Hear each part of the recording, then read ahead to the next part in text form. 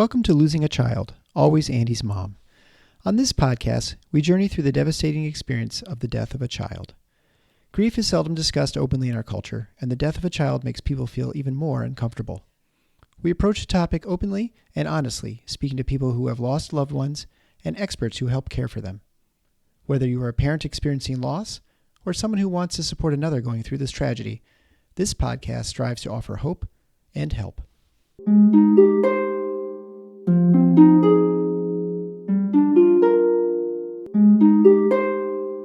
Welcome to episode number 310 of Losing a Child, Always Andy's Mom. I'm Macie Larson, Andy's mom. Today I have the pleasure to introduce you to Andy and Kristen. Andy and Kristen are Juniper's parents, and they are longtime listeners to the podcast.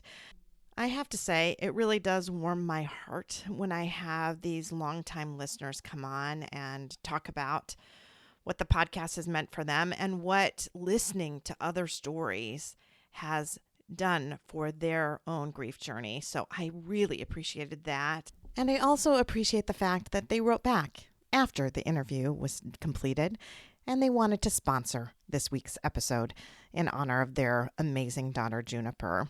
So thank you to Andy and Kristen for your donation of $125.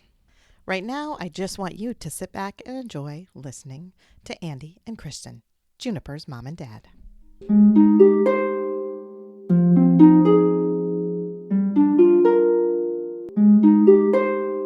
Thank you so much to Andy and Kristen for coming on the Always Andy's Mom podcast today. Yeah, thank you for having us. Thank you, Macie. Thanks for making time for us. And it's another dad named Andy. I feel like I'm getting dads named Andy here recently. It's funny, we just talked about the fact that the day we're recording this is the day the other one released. I know how emotional it is to hear your child's name, too. I mean, Juniper's name is not common, and I feel like whenever I hear her name, it does take my breath away a little bit. Yeah. If somebody says Juniper something, I mean, there's a lot of brands and other things, but yeah, we still see it in like color or smells and that kind of. Well, and you know what's really kind of crazy is just this past weekend, my son Valeriano got married, and it was very emotional. And my husband and I were talking about how we envisioned our first child getting married, and I said to him that I always thought it would be Andy because he just was the kid that he always seemed like he was just going to be a great dad. I could imagine him being a dad. He was going to be an awesome dad. Yeah. So it's just, I mean, it's kind of cool for me. Yeah. Honestly. Yeah. To interview dads named Andy because obviously my Andy never got to do that. Did he love little kids? Yeah. He did. He loved little kids. He was so good with little kids. He really was. So anyway, it makes my heart a little happy and a little sad. Yeah. Yeah. Totally understandable, But we're not here to talk about that. We're to talk about Andy's. We're here to talk about your Juniper. So why don't you just start out by just telling us all about your little girl? I guess I'll start. Yeah. Juniper was born September 3rd, 2021. She was our second daughter, so we were really excited to find out that we were having another daughter. And we didn't find out with our older daughter Macie. She was a surprise. Yeah, I mean, we didn't want to know the sex of the baby with her, and the doctor's like, "Do you know what you're having?" And we said no, and then so it was exciting to have your first child that way, but then with Juniper, we were like, let's find out. Yeah. We want to know this time. We already did the other thing. We want to be able to talk to her and name her and Yeah, because it was kind of hard when our oldest daughter was born. We just called her baby for a long time. I mean, the whole time. They didn't know she was a girl. We had a boy name and we had a girl name, and then it was hard to kind of get into that. We did the same thing. Yeah. We didn't know with our first, and then with Andy, we found out. Yeah. Yep, we got a letter in the mail for the testing that we had done, and we lived kind of out in the country in Georgia at the time, and we both work from home because this is after COVID. Yeah. We're just at home working, and so we'd eat lunch together, and we just went out on the front porch and we had lunch on the steps, and we opened the letter, and it was like, you're having another girl, and it was like, this is unbelievable that they could be sisters, Yeah, because I have a younger brother and he has a younger sister, so we were just kind of excited to have the two girls together, and Yeah. Andy was made to be a girl dad. I was just crying. I was so excited. Yeah, How old was Macie at the time? So Macie was almost 3 when Juniper was born. Macie's birthday is in Okay. October, so she turned 3 just a month later. Yeah, she was about to turn 3. But she is very excited. We have some sweet videos of her holding Juniper when she's lit, but just a fresh baby. It's a really It's cute cute videos. She's, this is my cute baby. Yeah. Oh, that's so special. Yeah. Macie was just really excited, and she was just such a good big sister, and always loved her, and she never really had the jealous phase. I don't know. She just was. She's always sweet to her. Yeah. And I think our older daughter gave us the wrong expectations about babies. We read like Baby Wise and these other books about schedule. And then our older daughter just slept and was fine and ate, and there was no problems and no issues at all. And then She hardly ever cried. right. And then we had Juniper, and we were going, okay, we're going to do all the same things that we did with Macie. And it was like, none of this is working. Yeah, she gave us a run for our money. She was just, I mean, those first early weeks were fine. They're just a baby. They're sleeping, right? And they're just kind of little tiny babies and things. But then after about 6 weeks, it was kind of like, how do we get her to stop crying? How did she stop crying? And then she wouldn't nap either. So she wasn't napping and she wouldn't sleep.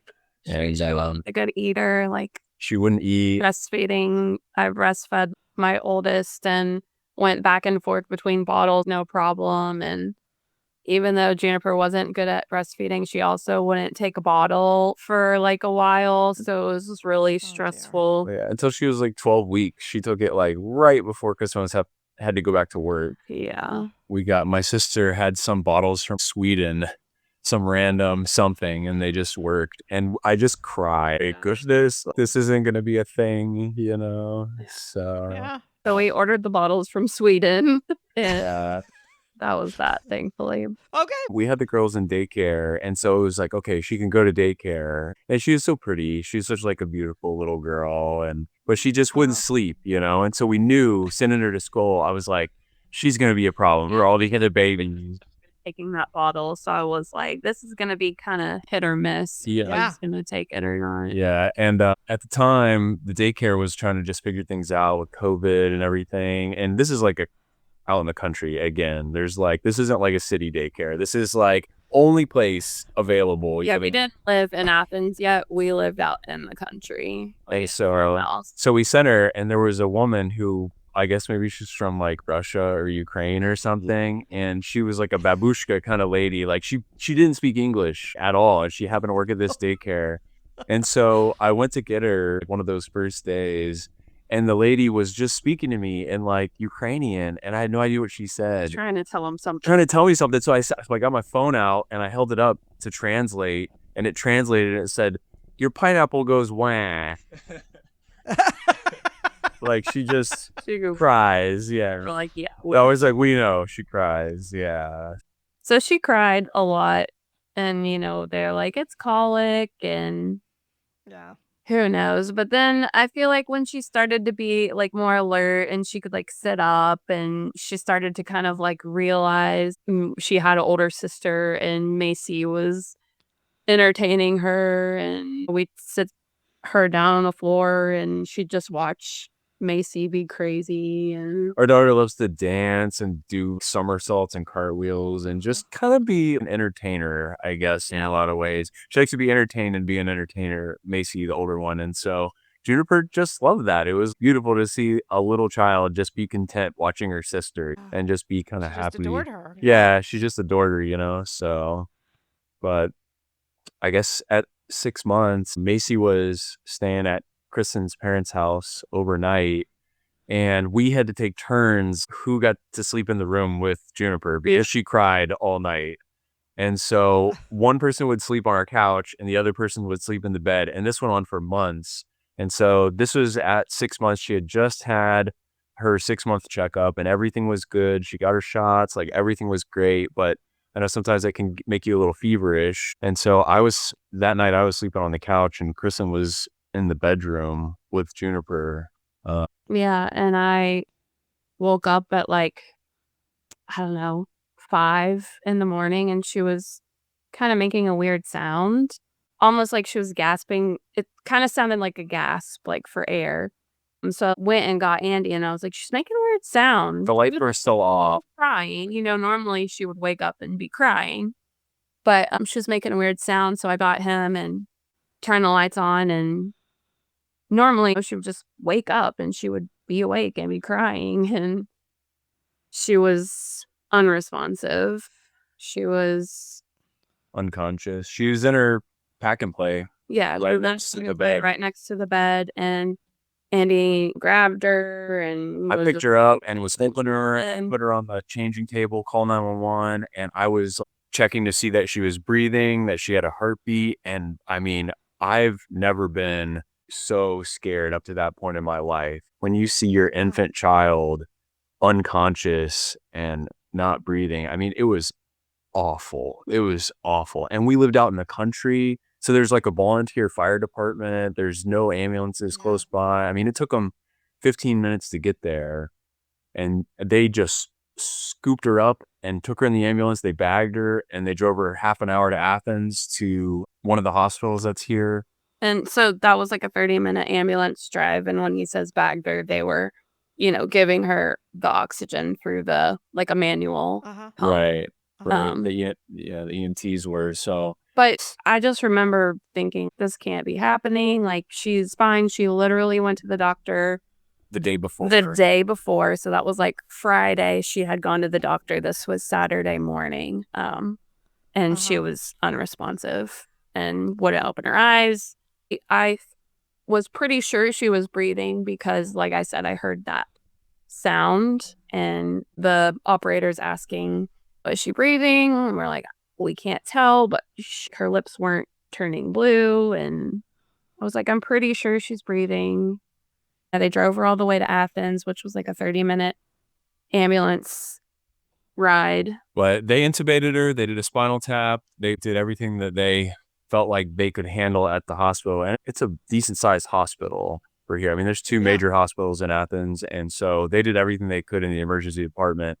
And we were terrified. I mean, we didn't get to see her for hours and we thought she was going to die. I mean, we were legitimately thinking, oh my God. Yeah, we get to the hospital and we are, just bracing ourselves for them to tell us she didn't make it. And they came in and they eventually just said, we have her, she's unconscious, she's intubated, but we need to send her to Children's Healthcare of Atlanta, which everybody here calls it CHOA. And the only way we can get her there is on a helicopter. So they flew a helicopter from Atlanta and picked her up. And we just stood in the parking lot watching a helicopter fly away with our child, at this hospital to Atlanta. Yeah. We rushed home to our house, threw just a bunch of stuff in a bag and just sped down the interstate to this hospital and are just rushing through it as fast as we can to find out what's going on. I think they mentioned meningitis. And I think at that point, I don't know if we had an answer yet, if it was clear. Told us that it was a seizure. They hadn't told us it was a seizure yet. That wasn't until we got to Children's Healthcare. I think maybe that was the speculation at that point, but they were testing for meningitis and all kinds of stuff. And we drove to CHOA, and that's like an hour and a half or maybe an hour from our it's probably about an hour away from our house. So we had to drive 30 minutes to our house, an hour there. And when we got there, she was in the pediatric intensive care unit and she's intubated. And I don't know if they had already done the EEG on her head. They hadn't covered her head yet with all the sensors and everything, but I don't remember the exact timeline of everything there, but they did eventually do an EEG and the test for meningitis came back negative, and they weren't seeing any other activity on the EEG. Like unusual activity, like seizure activity. There's nothing unusual. She just had regular brain activity that you would have being unconscious. Yeah, sure. So they were like, I guess we'll see if we can wake her up after a day. I think she was maybe unconscious for one full day, and then they started waking her up the next morning, which was Sunday. after they had determined that they thought it was a seizure. So they wake her up, and it's almost like she just didn't know where she was. Like she was just a 6-month-old and just had no idea what was going on. And she just got in Kristen's arms, and Kristen just held her and loved her. And they came in and they said, Fed her a bottle. And it was just kind of like, what just happened? What just happened? And then the neurologist came in and they told us they thought it was a seizure. They thought it was a febrile seizure. And it was most likely due to her getting her shots, and like she just had a reaction and she got a little feverish, and they can't tell anything from the EEG just because there was no activity. It doesn't track, it doesn't track a seizure, but that's just kind of. And she didn't have any lingering issues or anything like that. And so they basically sent us down to whatever the next unit is below the intensive care unit and monitor us for a day or two. And then they were just like, you can go home. And they said, you need to follow up with neurologists, and got us connected with neurologists. And we went and saw the neurologist, and they were like, I don't know. She's never had any waking issues. She's met all her milestones. Like, the there's second nothing. neurologist was more just asking about milestones, and at that point she's 6 months old. She's 6 months old. I don't even know what she could do at 6 months old besides She sit up and she can like roll over. But she's like She could probably roll over. She could maybe sit up. Yeah, she could do all the normal things a 6-month-old could do. But we never saw her have any other seizures during the day. By the time we had gotten that appointment at the Children's Healthcare, the Atlanta neurologist, I think it was July, maybe even August. And well, she actually did have one more seizure in July. She had another seizure in July when we were living with her parents, and she's lived in our room the whole time. So she was always in the room by our bed, right by my side. And so I picked her up immediately when I heard her, because I'm such a light sleeper. She was next to me then, and so she had a fever again, and I picked her up, and she just was seizing in my arms, and I had never seen it up to that point. And so I was again just terrified to see my child seizing. And she seized for maybe 5 minutes before she started to come out of it. And again, she had no idea what happened. She was kind of out of it, and they drove us all the way down to the other Children's Healthcare, which was at Emory at the time. That time I rode in the ambulance. He was in the ambulance, and the doctor who saw us was like, I had febrile seizures as a child. She's like, this is a thing that happens. It's a low percentage thing that happens with children, but it's not unusual. And so we're just going, okay. I mean, we've never seen any other seizure activity at all. This has only happened when she has fevers. And then it happened 2 or 3 other times. Like later, and they gave us some suppository medication for her. She was still too little to take anything, I think maybe orally at the time, but she would come out of it. It was like pretty quick. They were like maybe minute-long seizures. Another one, she had the flu, so I slept in the room on the ground. She had moved into her own room, but when she was 1, we moved into this house, and she had her own room. Up until that, she hadn't had her own room. She had been sleeping next to us. Of course, we weren't gonna let her sleep outside of the room. So if we thought like, oh, maybe she's not feeling well or something, then that was a thing. But so the ambulance came, and they're just like, she had a seizure. And so she had I think maybe 4. And at some point we had seen the neurologist, and we did genetic testing. And so she did come back with a positive gene mutation for SEN1A mutation, which is kind of a spectrum, I guess, seizure mutation that can potentially lead to some and many children having what's called Dravet syndrome. Now, with Dravet syndrome children, a lot of them aren't meeting milestones, and they have seizure activity like throughout the day, a lot of them. And she never had any of that. And so we're seeing, like, we're reading the report, and it's saying febrile seizures kind of like on the low end, and then Dravet syndrome on the worst case scenario. And the main thing that we had read too was that these are intractable seizures. Like it has to do with the sodium channel in the brain is changed, and the regular seizure medication that they administer doesn't really work how it should with children with this mutation. And so she had just kind of come out of these seizures like herself before and was fine. So we kind of had all that information, and she just stopped having seizures. She had been. We got the genetic testing back in like December of 2022. So she was a little over a year. And I think they wanted us to do like a 24 or 48 hour EEG. Yeah, 24-hour EEG, yeah. And we were like going to schedule that, but we also were kind of like, she's not having seizures during the day. And yeah, she was in daycare. No one ever mentioned to us that they had seen her do anything that was questionable. Like she was never. She was also continuing to develop normally. Yeah. Right, You sent me completely. some just adorable little videos of her, and she, in many ways, seemed a little precocious. Like she was ahead on some things. Yeah, she was walking she wasn't even 13 months, and she was walking, and she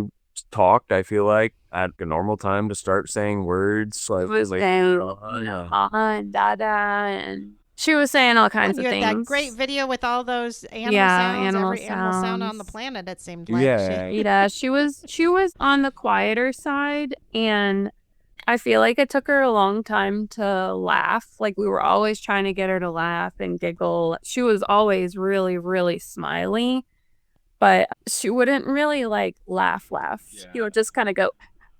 Yeah, like our other daughter's really silly, and Juniper was like, it was hard to get it out of her a little bit. I think she was just more observant. She was more just kind of taking everything in, and Macie was the entertainer, so she just kind of like sat back and watched the show. Let herself be entertained. Yeah. Right? So I think like we had all that happened, you know, especially at 6 months. And honestly, Marcy, it felt like when she was just back to her normal self, it felt like she had died in our minds then, and it was like we had her again. There's pictures of me holding her on the porch, and she just got her head on my shoulder, and she still has like sticky bruising from all of the monitoring equipment at the hospital. And I remember just standing there and just thinking, I can't believe she's here. I can't believe she's still alive. Because I thought she was gonna die then. Well, it was almost like we thought it was like a SIDS thing, you know, like if you wake up in the morning and your baby's dead. Yeah. So she just didn't have any problems all the way up until she had her last problem, you know, in July. But between then, she just really kind of started to have a personality, and she was just having the time of her life. And we have a little wagon that we put both of them in, and they face each other in the wagon. And we live in a part of town where we can just walk to things. So we would walk them to see ice cream shop. The football team is doing the dog walk, and walk them to the ice cream shop, and walk to get tacos on Friday night, and you know, and just pull them around in the wagon. Go see friends and pull them around in the wagon. And it was just like such a beautiful thing. I think in my mind it was like, oh, they're finally sisters. They can just have fun together, you know. And so we get home from church on Sunday, and we would go out back of our house, and there's a huge pave area, and we would just make lunch and bring it down to this little table. They would just sit together and eat their lunch, and we were just content just to watch them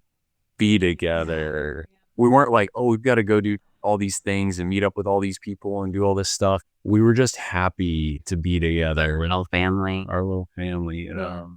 Mm-hmm. So sweet. Yeah.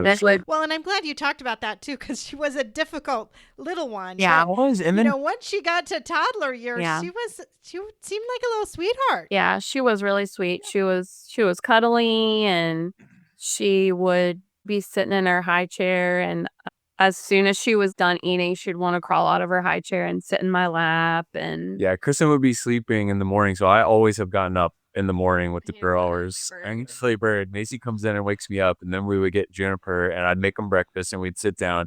And once Juniper was kind of like awake and realizing where she was, you know, eating her breakfast and stuff, she'd realize Kristen wasn't there, and she would just start yelling for her. Yeah, she'd be like, Mama. She'd be like, Mama. Like, Mama. I am up That You was, should be up. yeah, that was like her alarm, you know, it was like to come in. So And then she would hear me come home from work, and I so excited. I guess she'd hear me open the door downstairs, and I could hear her as I was coming up the stairs, like saying mama and just Yeah. happy to see me. The sweetest thing that she would do to me was we would always be sitting on the floor watching Macie be just silly and dancing. We played a lot of music in the house, and you would sit with your legs crossed, and she would just walk over to you and turn around and just sit in your lap. Like back up, like Like- kind of scoot back and just like sit right in your lap. And it was just the sweetest little thing that she would just want to be there and just sit in your lap. sit in your lap like a little Mhm. baby bird in your leg nest. Yeah, And- she'd find a book, and she'd grab the book and bring it over to you and scoot backwards and just want you to read to her. And So I think it's like in your mind, you think, oh, she's getting big. And you read all this stuff about febrile seizures, and it's like, well, children grow out of these things. yeah, they told us most kids grow out of them around 2. And they said beyond that, if that doesn't happen, then you're looking at like an epilepsy diagnosis. But we didn't really have, I guess, a technical epilepsy. They never would diagnose her. Yeah, they would never diagnose her. I think maybe with the genetic testing, they could have given us official Yeah, they probably diagnosis. could have, But yeah. she had gone, I think maybe January. She had a small one that we maybe didn't even know about, but she was kind of lethargic that day, and that morning. that morning she like fell back asleep. Like after she had already woken up, she kind of fell back asleep, which was really unusual for her. So I think maybe she had one that we missed that morning, and that was in January. And then she didn't have, anything going on for 7 months. Yeah. She was just healthy, and she had strep throat and recovered fine, didn't have anything during Random daycare. when she had strep throat. Okay. She always had a runny nose. She got tubes in her ears, but she hadn't had anything for a while.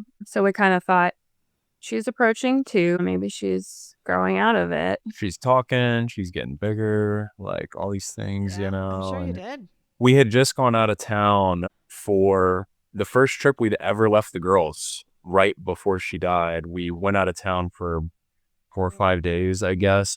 And the whole time, the whole time we talked about, I can't wait to see her start to talk with Macie and like talk to us. And we already knew what to look forward to because we had an older child, so we're like, okay, she's going to be 2, and this Stringing words together. like this is going to be the most fun year of our life, is like we talked about all of that kind of stuff on this trip that we were on. And we came back and we got to spend most of the day that we flew home with We flew back on a Monday, and we got home in the afternoon, and my parents brought them over, and we just had a really sweet day. We gave them cool time, and we gave them both their souvenirs that we had got on the trip. And yeah. then we were going to go to the public pool here in town, but it was already closed. So we just put up a little inflatable pool in our backyard, and we all got in the pool together. Juniper's just naked in the pool with us. Yeah, it's like a Really kid. cute videos or pictures of us all just in the pool together on that Monday night when we got home from our trip. Because we had never been away from Juniper. I had been away because I guess One we of had us is always there. been away if we had like a work trip. I travel for work sometimes, and he had probably gone out of town like twice, 2 or 3 times. But we had never both gone away. Never both of you. Yeah. Yeah. Mhm. But we just had a nice day with them. We went to Chick-fil-A, had ice cream, had a nice dinner, got them to bed, and then Kristen had to leave the next day. She had to fly on Tuesday to, where'd you go? It was like It was like the Baltimore. I think I flew into the DC area. So she had to just like pack up. We had already been gone since the Wednesday to Monday, basically, and then got to spend that time with them. And then she had to fly back out for her work that week. So it was me. And I mean, I've been used to being with them. Kristen has to travel like a good bit every year. I mean, she travels quite a bit. And so I'll just take care of them and have a fun time with them and love them. We had a good Tuesday. Everything was fine. And we always FaceTime in the evening, in the mornings and everything. And then Wednesday was fine in the mornings. And then Wednesday, when I went to get her, she was kind of crying at daycare, and she usually wasn't crying when I would pick her up. And so I had asked them, like, has she been upset or she seemed sick? And they were like, no, she just kind of started to cry a little bit, you know? Yeah, because I had FaceTimed them and she was pretty upset. She was pretty upset. And she wasn't normally like that. Like in the evenings, like her and Macie were just Like they want being dinner. Billy. They want dinner. They're playing together, but she was like crying. Yeah. And the last time she had been like that was probably when she had strep throat. I could tell like she was crying and she wouldn't really eat and she was like pointing to her throat. But Yeah. I could tell on FaceTime that she was not feeling well. Yeah. So, I mean, we thought about it. I mean, so I took her temperature and she didn't have a temperature. I gave her Motrin and just took care of them. And as soon as she had the Motrin and had her bath, she was just kind of chilled out after that. She took a lot of Motrin, you know, like just kind of be safe. Yeah, we would alternate if she was sick between Motrin and Tylenol. Of course. That's what we always tell to be people, comfortable. Parents who have kids with febrile seizures, you always say, if you think maybe they're getting sick and they're going to get a fever, you want to give them medicine. Because they had told us from having the fever. There's no way to prevent the seizure. You just have to kind of try to keep... You have to work to prevent the fever as much as possible. And so that was kind of... And we asked, is there anything else we need to do or anything else about the seizures and how do we know? Like, and that they would tell us a lot of times the first sign of a fever is just that slight shift of your temperature, and that's when a lot of them have like the just well, usually they get the febrile seizures either when it's going up or when it's going down. Yeah. So you can definitely do it. You can get it if they get a high fever and you give them the Motrin and it's going on the way down, that can make them seize too. So that's why you kind of schedule it to try to keep it from doing these dramatic jumps and going down. If you can keep it more steady, then that's when you're kind of the best off. But you know, there's no, like they said to you, there's no way to really make any promises on it, right? Yeah. You just do the best you can to keep the temperature as stable as you can. So she went to sleep fine. I held her and sang to her and put her to bed and then got Macie to bed. And then it was just kind of a normal evening. I mean, like I went to sleep and I'm an incredibly light sleeper. She never cried, but I got up around midnight to use the restroom and I just stood at her door and listened, and she coughed once while I was like at the door, but she didn't cry or anything. And I was like, okay, she must be okay. Maybe she just like didn't sleep good. Yeah. Take a nap and take care. Like she didn't have a fever. She seemed upset. Like, I don't know what's going on.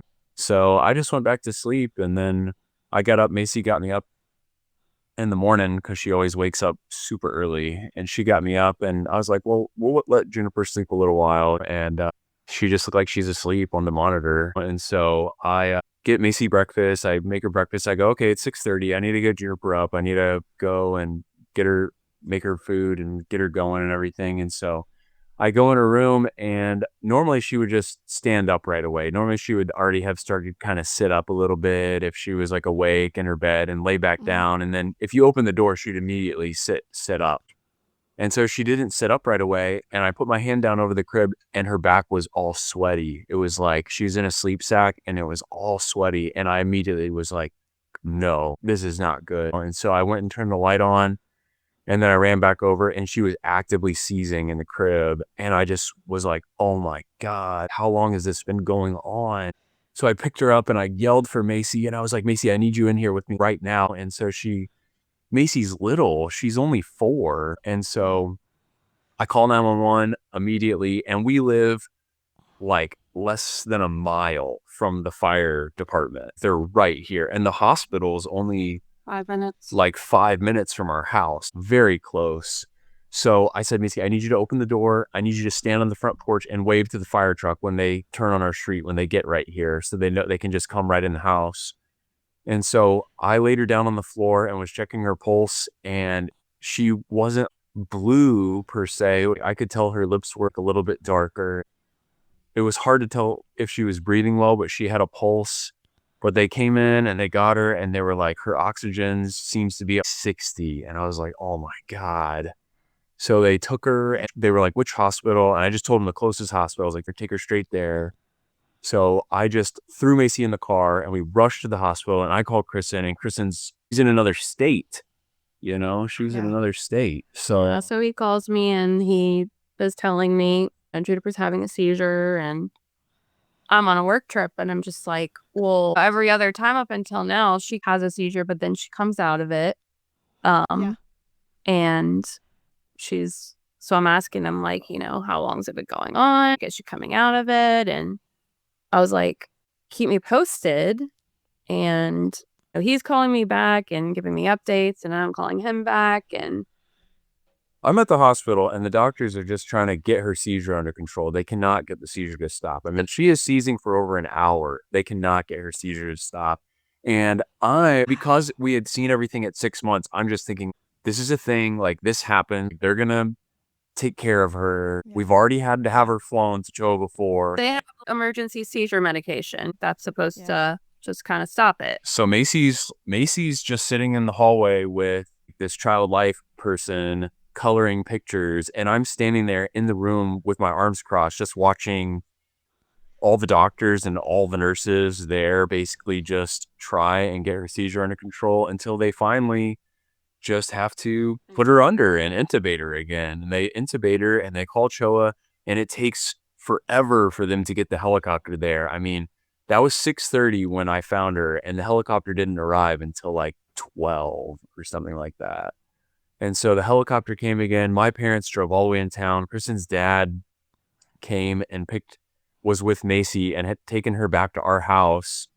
And my parents came in town, and I was like, I can't drive a separate car to CHOA. You have to drive me there because Kristen's going to drive her car from the airport, and we cannot be in two cars after this experience. We need to be in the same car. So I had gotten a flight. My boss had booked me a flight home at that point. So I got on a 9 a.m. flight home. And so I walked into the hospital, and Kristen walked into the hospital within 5 minutes of Atlanta. So we had to drive all the way to Atlanta, and we got there at the exact same time, and we went up to where she was, and she's just unconscious and intubated. And it was like, we've seen this before. Yeah. We've already seen all this. It looks like she's just asleep, and she's laying in the bed, and she's intubated, and she's unconscious, and she's not seizing. And the doctors are like, we have to monitor her, and we can tell. We've got all these different doctors coming in, and the liver doctor saying she has had damage, I guess, to her liver and some other things. And I think it was like because of all the medicine that they had been given her. This was kind of like later on that was later on, but they hooked her up. I think they pretty quickly hooked her up to the EEG, and I want to say she was still having seizure activity. Yeah, they could see that she was having seizure activity even while she was unconscious. And so we knew none of it was good. Like, it was all awful. And they have to do CT scans and all sorts of stuff. And the infectious disease person's coming in, and they're just asking us questions. Have you been traveling? What have you been doing? Like, have you been around anybody? Has anybody visited you? We're like, she got scratched by a cat the other day. We're trying to just come up with what's going on, anything that could be the cause of such a bad seizure. Seizure.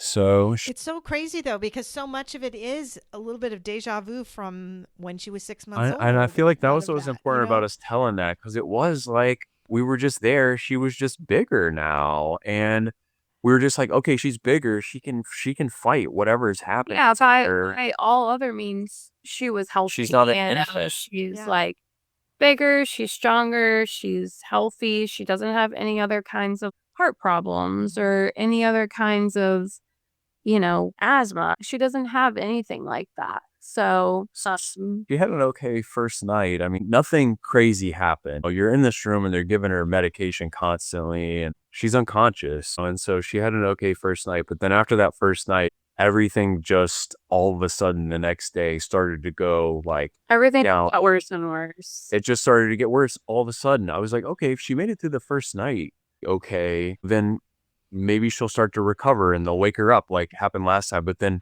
well, that's what I was just going to say. I mean, because what happened last time is They woke her up and Yeah. she woke up like, Right. what are we doing Yeah, here? the last time was like a 3-day kind of stay. And so in our minds, we're like, okay, well, she'll be unconscious for a little while. Then they'll start waking her up and then they'll need to observe her and monitor and make sure everything's okay. Because that was our experience last So time. that was what we were expecting. We're there and we're just Sure, expecting all this. She's in the pediatric ICU again, all the same things. I mean, there's children there who are dying on the ward, and we're just like, we've been here, we've seen this. And she just started. And the first time, certainly you thought you were going to and lose we her, but now thought the she was second going to time- die. Yeah. She The lived. second time, you probably didn't. So it was right? totally confusing. And And Yes. the neurologist, I don't remember exactly when we talked to the neurologist. You're just waiting all day to talk to the neurologist on call. the neurologist is seeing tons of patients throughout the entire hospital, right? Like, When we did see him, he's saying kids are resilient.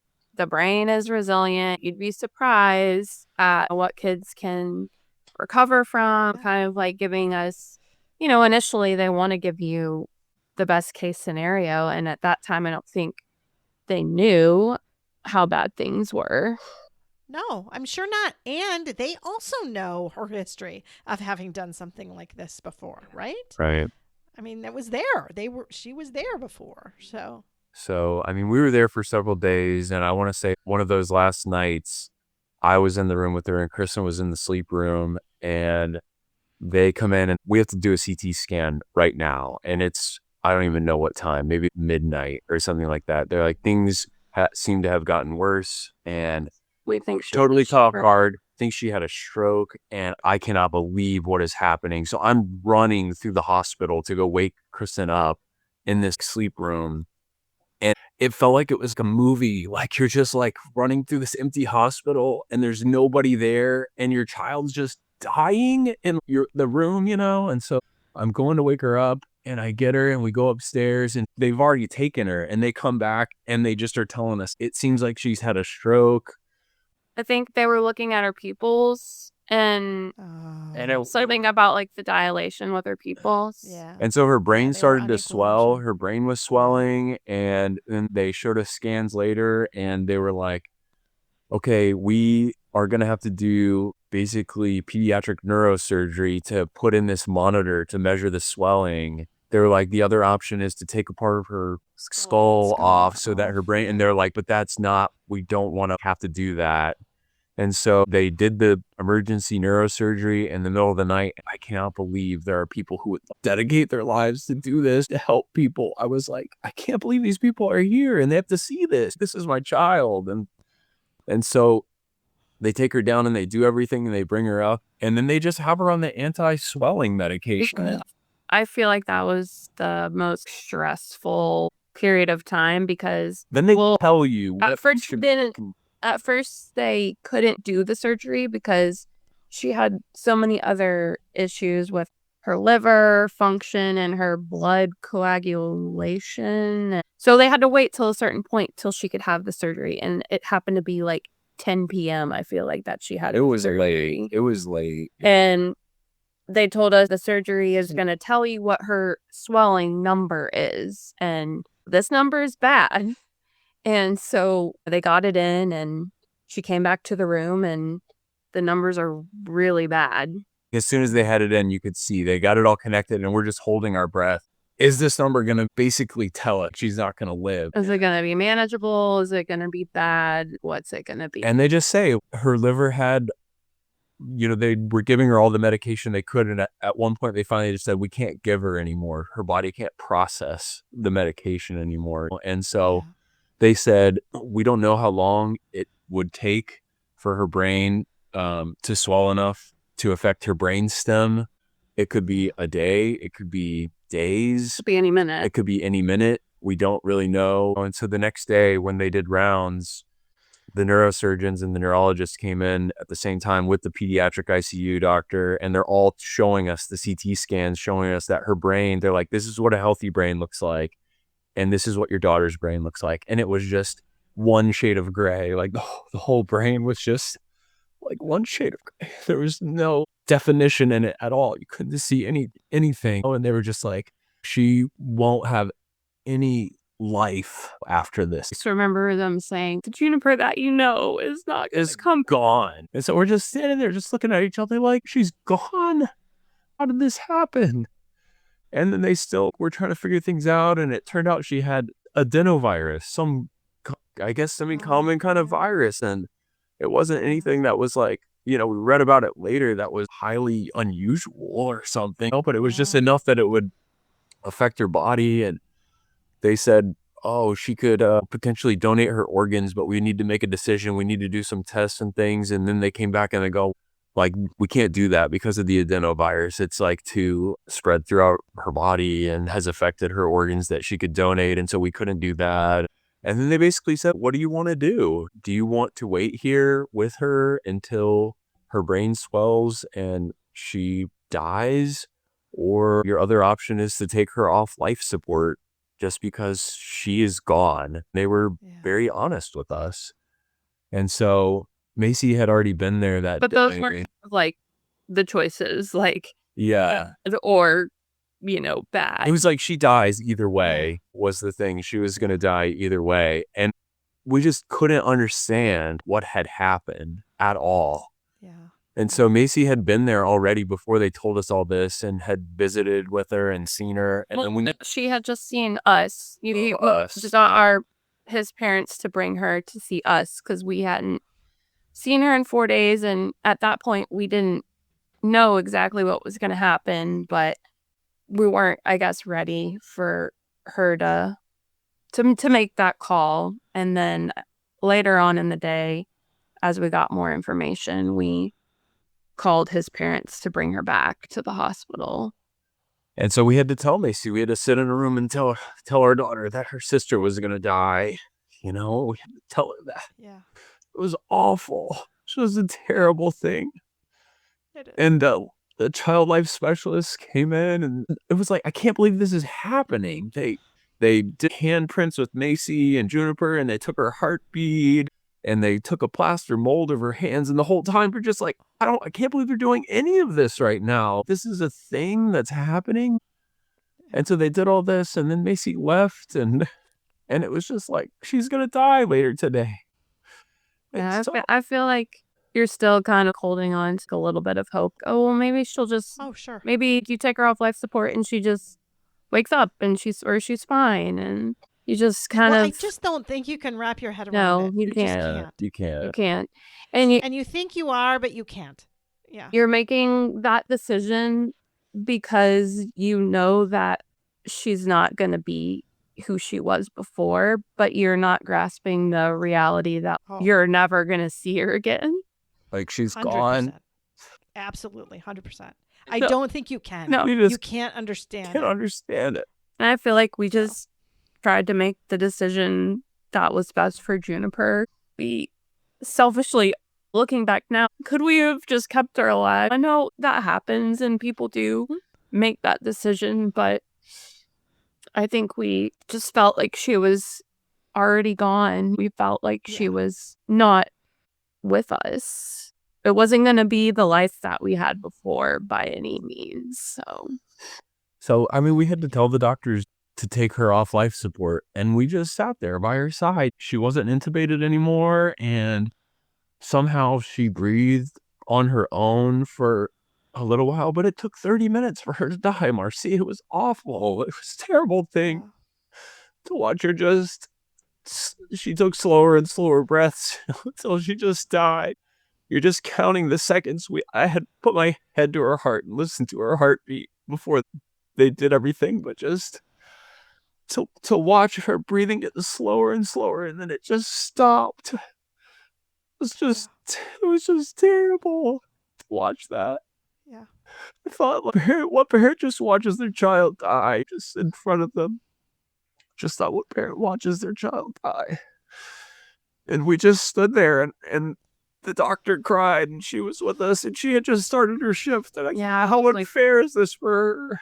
This is 12 a.m. This is so unfair that she has to come into work and just watch a child die, And we had already taken all of our things to the car, so we wouldn't have to just rummage around in the room afterwards. And we were in there, and we had been there for 5 days. And so it's like, how do you just leave the room where your child is? It's just terrible. Yeah. It's just an awful thing. I remember we walked out of the hospital, and at the security desk, there's just some security guards just watching videos on their phone, and our whole world was just shattered. And it was like, the world is just normal to them. I remember just seeing them, and I can't believe that everything has changed now, Yeah. Yeah. And we just drove. I know. I think that too, that you just want to say to somebody, don't you know the world just ended? Yeah, I just wanted to yell at them because they're like, oh, what are you doing? People can't come in and out of the hospital. They didn't say anything to us at all. They kind of just looked at us. But we were leaving. We were leaving the hospital, and I just wanted to say, my child just died. That's what I wanted to say. So we go home we go to my parents' house, and we just pass out because we hadn't slept in 5 days, basically. And wake up in the morning, and Macie's in the back room of my parents' house, and she's watching Peppa Pig or something. And I just get down on my knees, and I just hug her. I just told her Juniper had died and she was gone because she had already been asleep. And I just held her. Yeah. And I just held her. And I just couldn't believe that we had 2 children and now we only had 1 child. Yeah. Just couldn't believe that. It's just so unbelievable. Yeah. So, and then we just started grieving after that. Our grief journey started. So, yeah. But I think the thing that I've told one of my best friends on the phone after that was, there's just a profound sense of confusion. You're sad, but it felt like I was in an alternate universe or something all of a sudden. It was just how it felt like. We didn't understand what had happened. We didn't understand how she could have died. And we didn't understand anything, how any of it had happened. And then you have to plan a funeral, and people are calling and texting, and there's all sorts of things happening, and you just are sitting there just in an unbelievable state. And we got home, and Macie was starting school the next day. It was the first day of pre-K. So we were like, well, Macie can't just stay home with us. We're just going to be crying all day. And she doesn't understand what happened. And so we walked her to school the next day, Macie. Yeah. It was her first day of public school. And we just got her stuff together and walked her to school and came home and just cried. And we're just home. And it was just unbelievable. Yeah. You just can't believe it. You just can't. You just can't. No, I mean, on Thursday, she's going to daycare and playing at home, and she's fine. And then on Monday, or essentially the next day, Friday, she was dying. And everything had changed too. I mean, this was the end of our daycare life. We didn't go back to the daycare anymore. Macie wasn't there because she was in public school, and Juniper wasn't there anymore. And now it was like our life, just like there was a before Juniper died and an after Juniper died. Our whole routine, everything changed immediately because Macie just started school right away. And we just planned. We had looked forward to all of us walking to school together. The school is it's in our neighborhood up the street, and just looked forward to walking to school together, and eventually Juniper going to that school, and just them being sisters and growing up, and just changed all of that just in the blink of an eye. It's just gone. Yes, that's right. Everything just changed. I think some of the things you realize, Macie, everybody is so naive about what it is to be a bereaved parent. They have no idea. And I was so guilty of that. My aunt and uncle's son had died in a car wreck years before. Mm-hmm. And you just don't even realize how people feel and what they go through as a bereaved parent. And all these things just changed in my mind about the people I knew whose children had died immediately. And it was like, I can't believe this is what they've been experiencing all these years. Like just going through this and not having their child at the end of the day is what it's about. Just not having your child. I think, honestly, you just don't want to think about it. Right. I've had so many people say, oh, I can't imagine. Yeah. And they don't want to imagine. Yeah. You don't want to think about it. Yeah, I think the thing is, you can't imagine. It's like you said, you can't imagine it. It's just too painful to imagine it. And right, exactly. You can imagine it for a second, and then you can go back to your life, and you're like, oh, good, I don't have to deal with that. But then Now we're living it. Right. When I had David Kessler on, he talked a lot about that phrase really bothering him, because he said, you want to say back to them, you don't have to imagine, just look at me. Yeah. Right. You know, you don't have to imagine it. Or ask me. I'm right here. Or ask me. Or I'm right here. Yeah. Or ask me, or or any of it. Or I talk to different people when they say, I can't imagine it. You say, just try. Try for a second. Try for 10 seconds just to think about what it might be to be in my shoes. But people just don't want to do that. Yep. And I don't blame them for that. I certainly was ignorant of that. And goodness, I feel like my life changed as a pediatrician, that's for sure. Yeah. Right. I thought very differently about all those families, those kids that I had seen. Yeah. It's just an empathy. Yeah. I can't believe I have this understanding. It's just a whole other level there that you can relate to people, I think. And I think that was the whole thing with your podcast too. And just the books that we read too. Kristen immediately was looking at all sorts of books and things like that. And she had found books, and we read, I pretty early on read Rare Bird. I know you had Anna on one of the... That was my favorite book, actually. Yeah, one of the really early episodes. And that was... I think we read that really early on, and everything that she was saying was just like, this is how I feel. Right, you know? right. We just could relate to her. It was just very raw and real. Yeah. And I really appreciated that, because some of the other books that I'd read, they'd be 10 years out or something. Yeah. And I don't know. There was too much of a little ribbon wrapped around it. I know. I hate the little little bow. I didn't want there to be a ribbon wrapped around it. It was just yuck. It just doesn't feel good. It just was yuck. Yeah. A lot of the Christian books that I've read try to kind of tie everything up into a nice tidy bow, and it's not that simple. Yeah, it's not that simple. Yeah, that's very interesting, because obviously I'm a Christian. I grew up in the church. I have a strong faith, but I do have to say that sometimes the least helpful people were other Christians who were just telling you that they're in heaven. Your child was better off now, and your child was in heaven now, and all of this. And that doesn't make me feel better. That makes me feel worse. You're like, I'm not in heaven. I'm not only a bereaved mom and really missing my son, but now I'm a really bad Christian too. So they're just not helpful things. And like you said, like you both said, it's just when you're not a bereaved parent, you don't understand that those well-meaning type of things are actually really quite hurtful when they're said to you. Yeah, I feel like we haven't had a ton of hurtful things said to us, but it's almost more people just not knowing what to say and not saying anything. For years, years, people not saying anything. And I think early on, that was very upsetting to have people who you love and care about just not say anything to you. Like even your family, not saying her name, not bringing her up, not asking about her, not... Yeah, all young parents want to do with their children is just talk about their children. People just want to talk about their kids. That's just what parents do when they have young children, especially. And to not have a child around to talk about, and our life switched when we went to school. People didn't even know we had a child, Macie. They didn't even know we had another child. All they saw us with was Macie. And so they think, oh, both parents are here with one child. There's no way they have another child just somewhere else. So people didn't even know we had a younger daughter that had died or was with us, because we just met all these new people at the school. Wow. So.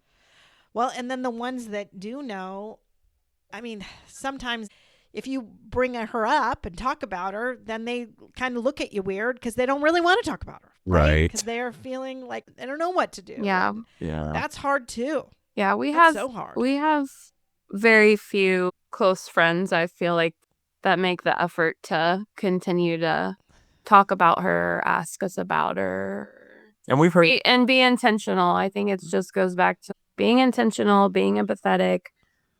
I wouldn't call myself empathetic either, but it just kind of opens your eyes to how people just are so bad at grief and talking about grief and handling grief, and just it's just kind of shocking. I think a lot of it is, gosh, if it can happen to you, then maybe it can happen to me. Yeah. And I don't want to think about it happening to me, so I'm better off just not talking about it. Yeah. You know? Yeah. Luckily, we found compassionate friends a little bit later into our grief journey, not too far. I mean, Yeah, no, we pretty much immediately, I signed us up for Grief Share. And it was like your experience. We went and we attended, but it was not good. It was not a good experience.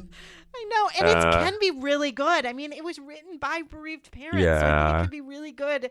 And I have known people that have done Grief Share with bereaved parents. Yeah. Like there have been bereaved parent In the groups that group. do Grief Share, and I'm sure it's beautiful and Yeah. amazing. But when you're the only bereaved parent in Yeah. a group, Yeah. it just doesn't work. And we sat well. I down don't and we know. saw the other, widows and widowers, and we were just like, this is not gonna I mean, I work do great. think it, I appreciate the videos though. yeah, still. the videos were good. And I think it just was something that it was every week and we just needed Do something. something to do. The session started the end of August. So she died August 1st. And we were going to the Grief Shares. It was like 12 weeks. We needed something right. to go to talk about her and our grief every week, Yep. Because it gave you something intentional to do. Yeah. Right? And yeah. And then we also started Compassionate Friends, I feel like right around the same time, like in September maybe. Yeah, I had read a book, and it was by an author who had attended Compassionate Friends, and she just interviewed bereaved parents who attended Compassionate Friends, and I was like, what is this? Yeah. And then so I just looked it up, and it happens that the chapter that meets in our area is less than 5 minutes from our house. And so Wow. I know. And so we went, and some of these parents, it's a small group, very small. We meet in a tiny little room in a church, and some parents have been there for 30 years, over 30 years, that they just are dedicated to being people for newly bereaved people. Like a support of someone to be there. But we've that's connected some other families in our area. Their children had died around the same time as us, and so we've gotten very close. And their first day happened to be our first, like their first meeting was our first meeting. So we're all sharing at the same time and on A similar the same path. Yeah, which has been, when you can't talk to anybody else besides your spouse about your child, it was like we could talk to other bereaved parents. So it was kind of like, Yeah. well, we have this community of bereaved parents now, and then we have Marcy's podcast, was kind of what it was. And so Kristen would listen while she's going to work, and I'd listen while I was running. And it was just like, okay, there's other people in the world. There's other people in the world who have lost their children and are just Mhm. not the same without them, is what it was. But I think the thing that I want to say is, I know you've mentioned, should I keep doing the podcast? Should I keep doing these things? And I think like there's just so many people who they listen to your podcast and it teaches them the language of grief. It's kind of like you learn a life. What this life is, you learn it from your podcast by hearing these people's stories and learning about their children. And I know we don't get to talk with those people directly, and I know if we emailed you, you would share contact info, but I think for all the other parents who are listening, we have cried for your children, and we have mourned for your children because we know how it feels, and we just have heard them. And I think even just seeing, it's always Andy's mom, and I'm an Andy, and I know Yeah. my mom is just beside herself thinking if something happened to me and something happened to her granddaughter and things like that. And there's a whole community of people who have never connected who are a part of this podcast too, which is really just important to us, important to our life. So Yeah, the other thing Well, and I think that's when you decided it was time to share Juniper, right? Because you've been listening for a long time. Yeah. You told me you started listening really shortly after Juniper's death, right? Yeah. I think we just, it was too soon. I think we always knew that we wanted to. We just weren't ready. And pretty quickly after Juniper died, we decided that we were going to try to have another child. And that was also a long process that on top of grieving for Juniper, we wanted to give Macie a sibling again. And it was difficult for us to get pregnant. So that was like another journey on top of that journey of grieving Juniper, is just kind of like, is this ever going to happen for us again? And I know that it's not an option for some people, but for us,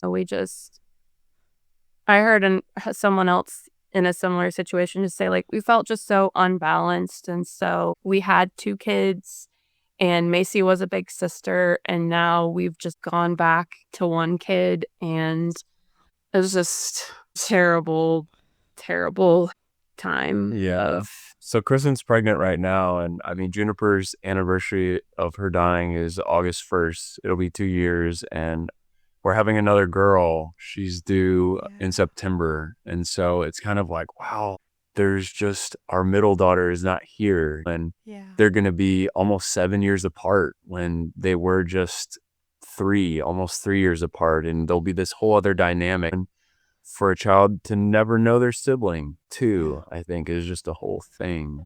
But life just looks totally different now. And it's kind of like, it is an alternate universe. Now, I've heard you say when you had 3 kids, you'd walk into a restaurant and you're like, well, how do we fit all 5 of us? Table. All 5 of us. And I think about that. Those are the things that people don't think about. It's like all these nuances of life that your family's. Yeah, we set out a 4 top and we used to have 4 and now we have 3. One child be by me and one by Kristen. And now it's just, all right, somebody's got to sit by themselves in the booth, things like that. So, but we appreciate you, Macie. I think that's just.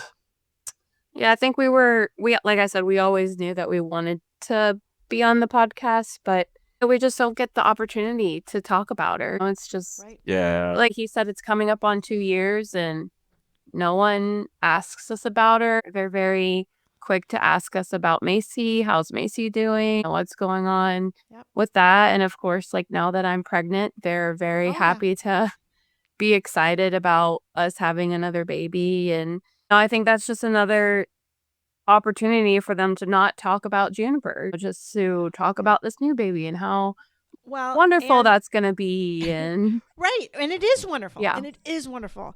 But it doesn't replace her. No.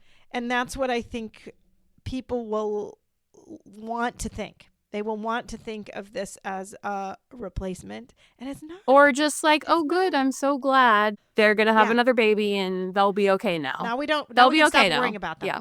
Yep. Right. We can stop worrying about it now. Yeah. And that's just not the case. No, because You're always Juniper's mom and dad. Always. Yeah. And she will be now your middle child. Yep. Right? Always. And we're always going about our life thinking, what would Juniper be doing right now? How old would she be? You know, Macie's about to turn 7. Juniper would be, almost 4. And we have nieces and nephews that are the exact same age as her. So we see them grow up, and we see all of our other friends who have 2 kids and they're exactly the same age as our kids, but we're missing one of ours, and just Well, I do appreciate you coming on and telling Juniper's story and telling your story, and it is beautiful. And I do also appreciate how you talk about how all these people from all over the world now can learn a little bit about Juniper and mourn with you, just as you have mourned with 250, 300 other families. Yeah. So thank you. Thank you, Macie. Yeah, thank you.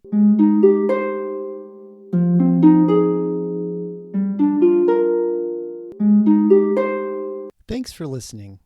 If you found this helpful and would like to support the podcast, please leave a 5-star rating and comment. To help financially, you can type Andy's Mom, one word, to the number 53555. This provides a link to GiveButter, which allows donations through PayPal, Venmo, Apple Pay, or credit cards.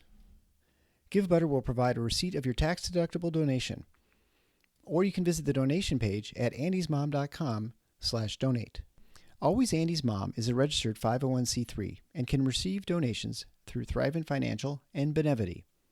Macie loves hearing from listeners. Please feel free to reach out to her via email at marcie@andysmom.com or on the Instagram or Facebook Always Andy's Mom accounts. Sign up for the email list to get weekly episode links as well as pictures of Marcie's guests and their children.